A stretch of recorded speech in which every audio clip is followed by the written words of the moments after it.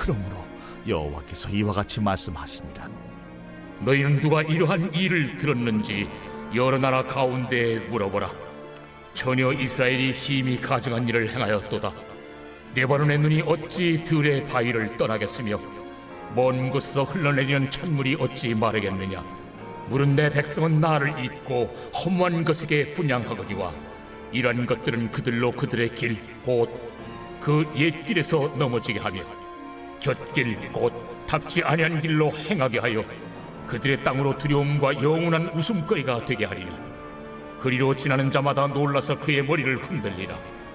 내가 그들을 그들의 원수 앞에서 흩어버리기를 동풍으로 함같이 할 것이며 그들의 재난의 날에는 내가 그들에게 등을 보이고 얼굴을 보이지 아니하리라. 그들이 말하기를 보라, 우리가 꾀를 내어 예레미야를 치자. 제사장에게서 율법이, 지혜로운 자에게서 책략이, 선지자에게서 말씀이 끊어지지 아니할 것이니 오라, 우리가 혀로 그를 치고 그의 어떤 말에도 주의하지 말자. 여호와여, 나를 돌아보사 나와 더불어 다투는 그들의 목소리를 들어보옵소서. 어찌 악으로 선을 갚으리이까마는 그들이 나의 생명을 해하려고 구덩이를 팠나이다. 내가 주의 분노를 그들에게서 돌이키려 하고 주의 앞에 서서 그들을 위하여 유익한 말을 한 것을 기억하옵소서. 그러하온즉 그들의 자녀를 기근에 내어주시며 그들을 칼의 세력에 넘기시며 그들의 아내들은 자녀를 잃고 과부가 되며 그 장정은 죽음을 당하며 그 청년은 전장에서 칼을 맞게 하시며 주께서 군대로 갑자기 그들에게 이르게 하사 그들의 집에서 부르짖음이 들리게 하옵소서. 이는 그들이 나를 잡으려고 구덩이를 팠고 내 발을 빠뜨리려고 홀무를 놓았음이니이다. 여호와여, 그들이 나를 죽이려 하는 계략을 주께서 다 아시오니 그 악을 사하지 마옵시며 그들의 죄를 주의 목전에서 지우지 마시고 그들을 주 앞에 넘어지게 하시되 주께서 노하시는 때에 이같이 그들에게 행하옵소서 하니라.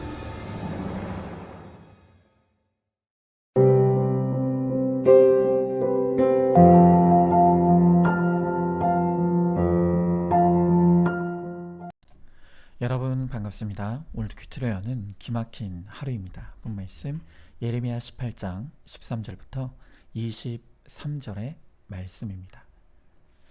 자, 오늘 본문의 13절에서 하나님은 이스라엘이 심히 가증한 일을 행하였다 라고 하십니다. 이 가증하다는 말의 사전적 정의를 찾아보니까 괘씸하고 얄밉다 라는 뜻을 가지고 있습니다. 제가 느끼기에는요, 이 가증함보다 괘씸함, 이게 더 와닿는 것 같습니다. 그래서 오늘 본문에서 가증하다는 표현을 괘씸함으로 바꿔서 쓰려고 합니다. 자, 그러면 하나님 보시기에 심히 괘씸한 것은 무엇입니까? 자, 먼저 첫 번째로 내 길을 고집하는 것이 심히 괘씸한 것입니다. 자, 오늘 15절의 말씀에 무릇 내 백성은 나를 잊고 허무한 것에게 분향하거니와 이러한 것들은 그들로 그들의 길 곧 그 옛길에서 넘어지게 하며 곁길 곧 닥지 아니한 길로 행하게 하여 그랬습니다. 자, 방금 읽은 15절에서 성경은 우리에게 두 길이 있음을 보여주고 있습니다. 하나는 옛길이고 또 하나는 곁길입니다. 여기서 말하는 옛길이란 하나님께서 광야의 이스라엘 백성들을 인도하시며 닦아온 바로 하나님의 길입니다. 그런데 이스라엘 백성들이 하나님이 인도하시는 그 옛길을 버리고 곁길로 갔다고 합니다. 곁길이 무엇입니까? 그것은 인간이 자기 스스로 하나님이 되어서 스스로 개척한 나의 길입니다. 여러분, 좋은 길, 나쁜 길이 따로 있는 것이 아닙니다. 내가 보기에는 아무 문제 없는 길인 것 같고 너무 좋은 길인 것 같아도 하나님께 묻지 않고 내 마음대로 가는 모든 길은 결국 곁길이 되어서 하나님의 뜻을 거스르는 나쁜 결과를 맺게 되는 것입니다. 여러분, 바울이 하나님으로부터 이방인의 선교에 대한 사명을 받고 원래 가고자 했던 곳은 다름 아닌 아시아였습니다. 아시아로 가고자 애썼습니다. 자, 그런데 사도행전 16장을 보면 굉장히 놀라운 기록이 있습니다. 사도행전 16장 6절에 보니까 성령께서 바울이 아시아로 가려고 하는 것을 막으셨다고 합니다. 그리고 바로 이어지는 사도행전 16장 7절에서도 아시아로 가려고 하는 바울을 예수의 영이 허락하지 아니하셨다라고 합니다. 너무 이상하지 않습니까? 여러분, 지금 바울이 놀러 가려는 것이 아닙니다. 복음을 전하기 위해서 아시아로 가려고 합니다. 그런데 그것을 하나님이 막으시고 허락하지 않으셨다는 것입니다. 그 대신 하나님은 바울의 발걸음을 유럽으로 돌리게 하셨습니다. 아마 바울은 그 당시에는 자신이 가려고 하는 길을 막으시는 하나님이 이해가 안 됐을 것입니다. 그래서 원망했을지도 모릅니다. 그러나 완성된 하나님 나라의 역사를 보면 바울이 아시아가 아닌 유럽, 특별히 로마로 가서 복음을 전했기 때문에 당시의 대제국이었던 로마가 만들어 놓은 길을 통해서 전 세계로 복음이 전해질 수 있었던 것입니다. 여러분, 하나님은 우리가 가야 될 최고의 길을 알고 계십니다. 그런데 우리는 그 최고의 길을 두고 자꾸 곁길로 가려고 합니다. 그러니 하나님이 얼마나 답답하겠습니까? 여러분, 저에게도 제가 가고 싶었던 길들이 많이 있었습니다. 그 중에서도 특별히 제가 꼭 가고 싶었던 길이 바로 유학길이었습니다. 아니, 제가 다른 것도 아니고 좋은 목사 되기 위해서 미국에 있는 신학교로 유학 가려고 하는 것이 그게 뭐가 나쁩니까? 저는 제가 가려고 하는 이 유학의 길이 저도 좋고 하나님께도 좋은 길이라고 믿었습니다. 그래서 저는 제 길이 유학이라고 믿고 하나님께 단 한 번도 묻지 않고 그저 내가 가는 길을 열어달라고 다오다오에 기도만 했습니다. 그런데 아무리 애를 쓰고 아무리 많은 방법을 동원해도 하나님은 바울처럼 제가 가고자 했던 그 유학의 길을 막으시고 허락하지 않으셨습니다. 저는 그게 도무지 이해가 안 됐습니다. 그래서 그 당시에 얼마나 하나님께 원망하며 눈물을 흘렸는지 모릅니다. 그러나 그 당시 저의 길을 막으시고 그 대신 하나님께서 저를 인도해 오신 지난날의 길을 되짚어 보니까 하나님이 인도하신 길이 옳으셨다는 것을 고백하지 않을 수가 없습니다. 하나님께서 저의 길을 막으시고 하나님의 길로 저를 인도해 주셨기에 그 길에서 믿음의 배우자도 만났고 또 귀한 자녀들도 얻게 되었습니다. 또 그 길에서 구속사의 복음을 만나게 되었고 큐티 목회의 비전도 얻게 되었습니다. 지금은 너무나도 귀한 우리 성도님들을 만나서 이렇게 영광스러운 목회 사역을 감당하고 있습니다. 여러분, 사실 제가 말로는 좋은 목사 되려고 유학 간다고 했지만 그 뿌리에는 학벌의 커리어를 잘 쌓아서 대형교회 목사가 되고 싶은 야망과 욕심이 거기 있었습니다. 여러분, 그랬기에 제가 원하는 길로만 갔다면 아마 저는 야망 충만한 목사가 되어서 그렇게 살다가 지옥에 갔을지도 모를 일입니다. 그래서 이제 저는 그 당시 저의 길을 막으시고 하나님의 길로 인도해 주신 그것이 은혜이고 사랑임을 확실하게 고백할 수 있습니다. 나를 가장 좋은 길로, 최고의 길로 인도하시는 하나님께 나의 길을 묻고 순종하며 따라가십시오. 그러면 하나님께서 우리를 구원으로, 또 거룩으로, 또 우리를 사명의 길로, 은혜의 길로 인도해 주실 줄로 믿습니다. 자, 한번 질문해 봅니다. 하나님께서 내가 가고자 하는 길을 막으시고 허락하지 않으신 일이 있습니까? 내 길이 막혔기에 내가 지금 구원의 자리에 있다는 것을 깨닫습니까? 매사를 하나님께 묻고 순종하며 따라가면 최고의 길로 인도해 주실 것을 믿습니까? 두 번째로, 내 옳고 그름을 고집하는 것이 심히 괘씸한 것입니다. 자, 오늘 18절의 말씀에 그들이 말하기를 오라 우리가 꾀를 내어 예레미야를 치자. 제사장에게서 율법이, 지혜로운 자에게서 책략이, 선지자에게서 말씀이 끊어지지 아니할 것이니 오라 우리가 혀로 그를 치고 그의 어떤 말에도 주의를 하지 말자 하나이다 그랬습니다. 자, 지금 이스라엘 백성들은 자신들에게 죄를 지적하고 무서운 심판을 외치는 예레미야 선지자가 너무 싫습니다. 그래서 그들은 뜻을 모으기를 이 선지자를 거짓된 말로 모함하고 그가 전하는 복음에 귀를 막고 듣지 말자고 그렇게 한마음 한뜻이 됩니다. 여러분, 이렇게 예레미야 선지자가 핍박을 받았던 이유는 사람들이 듣고 싶어하는 말을 하지 않고 듣기 싫어하는 말만 했기 때문입니다. 여러분, 진짜 복음은요 언제나 듣기 힘들고 불편합니다. 왜냐하면 복음은 언제나 우리의 죄를 지적하고 내 욕심과 야망을 꾸짖기 때문입니다. 그래서 사람들이 선택하는 것은 나를 불편하게 하는 복음을 전하는 주의 종들을 핍박하고 복음의 귀를 막는 것입니다. 그리고 내가 내 삶의 주인이 되어서 마음대로 살고자 하는 것입니다. 여러분, 그러나 결국 100% 죄인인 우리가 내 옳고 그름을 따라 내 마음대로 살면 우리 인생이 어디로 가겠습니까? 결국 죄의 길, 죽음의 길, 멸망의 길로 가는 것입니다. 물론 어느 시대나 마찬가지입니다. 그러나 오늘 우리 시대는 그 어느 때보다도 진리가 도전받고 핍박받는 시대입니다. 사사시대처럼 각자가 다 자기가 하나님이 되어서 자기가 옳다고 여기는 것을 진리로 믿고 삽니다. 그래서 지금 세상이 점점 혼돈과 혼미함에 빠져들고 있습니다.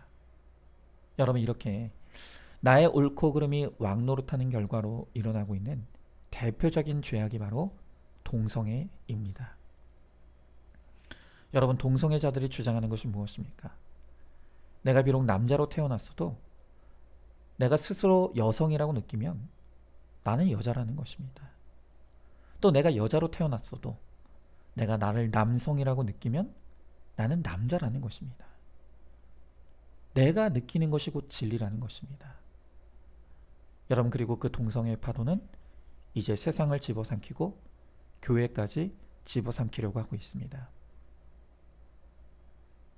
그래서 차별금지법이라는 명목으로 동성애를 죄라고 외치는 교회의 입을 막으려고 하죠. 여러분, 실제로 이미 미국과 유럽에서는 이 차별금지법이 통과가 되어서 동성애를 반대하는 목회자가 목회하던 교회에서 쫓겨나고 또 성도들이 처벌을 받아서 벌금을 물거나 감옥에 가는 일들이 벌어지고 있습니다. 여러분, 이 동성애는 시작일 뿐입니다. 사단은 동성애 문제를 통해서 아예 성경이 하나님의 말씀이라는 것을 부정하게 만들고 결국에는 교회를 무너뜨리려고 하는 것입니다. 여러분, 그래서 이번에 10월 27일 오후 2시에 서울 광화문에서 전국의 모든 교회들이 모여서 차별금지법의 문제를 드러내고 한국교회와 이 나라를 하나님이 지켜주시기를 구하며 100만 성도 연합 예배를 개최하려고 합니다. 여러분이 이제껏 제가 정치 문제에 있어서만큼은 치우치지 않으려고 애써 왔던 것을 아실 것이라고 믿습니다. 여러분, 그러나 이 동성애 문제는 결코 정치의 문제가 아닙니다. 이념의 문제도 아닙니다. 이것은 진리의 문제이고 다음 세대, 우리 자녀들의 구원이 걸린 문제입니다. 여러분, 그래서 저는 이 10월 27일에 어떤 방식으로 우리 교회가 동참해야 될지를 아주 깊이 고민하고 있는 중에 있습니다. 여러분, 내 옳고 그름이 왕노릇하는 것이 이렇게 무서운 것입니다. 하나님은 자기가 왕이 되고 내 옳고 그름이 진리가 되어버린 이스라엘을 심히 괘씸히 여기시고 그들을 심판하신다고 말씀하십니다. 여러분, 우리도 마찬가지입니다. 내가 진리를 앞세우지 아니하고 내 옳고 그름을 앞세우면 하나님을 우리를 괘씸하게 여기시고 우리도 심판의 대상이 될 수밖에 없습니다. 오직 하나님이 우리의 왕이 되시고 성경이 진리가 되어서 순종하며 따라감으로 하나님께서 나와 우리 가정 또 우리 교회 이 민족을 다시 살려주시기를 소망하시기 바랍니다. 자, 한번 질문해 봅니다. 말씀보다 내 가치관과 옳고 그름을 앞세우고 있지 않습니까? 내가 옳게 여겨도 하나님이 아니라고 하시면 순종합니까? 차별금지법이 제정되지 않도록 함께 기도하시기 바랍니다. 자, 마지막 세 번째로 내 계획을 고집하는 것이 심히 괘씸한 것입니다. 자, 오늘 23절의 말씀에 여호와여 그들이 나를 죽이려고 하는 계략을 주께서 다 아시오니 그 악을 사하지 마옵시며 그들의 죄를 주의 목전에서 지우지 마시고 그들을 주 앞에 넘어지게 하시되 주께서 노하시는 때에 이같이 그들에게 행하옵소서 하니라 그랬습니다. 여러분, 지금 예레미야는 이스라엘 백성들이 나를 죽이려는 계략을 주님은 다 아신다고 고백하고 있습니다. 여러분, 제가 앞서 좋은 길 나쁜 길이 따로 있는 것이 아니라 하나님께 묻지 않고 가는 길이 나쁜 길이라고 했습니다. 마찬가지로 좋은 계획 나쁜 계획이 따로 있는 것이 아닙니다. 예수와 구원과 상관없는 내 계획이 바로 나쁜 계략이라는 것을 알아야 합니다. 여러분, 제가 늘 하나님이 정말 싫어하는 것 중에 하나가 완벽주의라는 말씀을 드리죠. 여러분, 완벽주의는 곧 불안입니다. 그럼 왜 불안할까요? 우리가 불안한 이유는 우리는 결코 하나님이 될 수 없는데 우리가 완벽한 하나님이 되려고 하니까 그래서 불안한 것입니다. 불안하니 완벽한 자기 계획에 집착합니다. 자, 그런데 세상에 완벽한 계획이 어디 있습니까? 늘 인간은 빈틈이 있고 허점이 있습니다. 또 변수가 있습니다. 그러니 우리의 계획은 늘 실패할 수밖에 없습니다. 여러분, 그래서 완벽주의자는 평생 이 불안이라고 하는 지옥에서 벗어날 수가 없습니다. 하나님은 완벽할 수 없는 인간이 완벽하려고 하면서 내 계획을 고집하는 것을 심히 괘씸히 여기십니다. 그러면 어떤 분들은 이렇게 말할 것입니다. 아니, 그러면 계획하지 말고 무계획으로 살라는 거냐? 아니죠. 여러분, 계획의 반대말은 무계획이 아닙니다. 계획의 반대말은 순종입니다. 여러분, 광야의 이스라엘을 보십시오. 그들에게 무슨 방법이 있었습니까? 아무 계획도 없었습니다. 다만 주님이 가라 하시면 가고 멈추라 하시면 멈추는 순종만이 있을 뿐이었습니다. 그렇게 순종만 했더니 비록 아무 계획 없었지만 그들은 결국 가나안에 들어가는 것입니다. 여러분, 우리가 그렇게 머리를 싸매고 계획할 필요가 없는 것은 이미 하나님께 나에 대한 완벽한 계획이 있기 때문입니다. 여러분, 그렇기 때문에 우리가 해야 될 일은 내 계획을 짜는 것이 아니라 하나님의 계획에 순종하는 것입니다.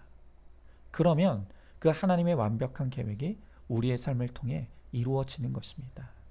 그러므로 내가 고집하는 그 완벽한 계획을 내려놓으십시오.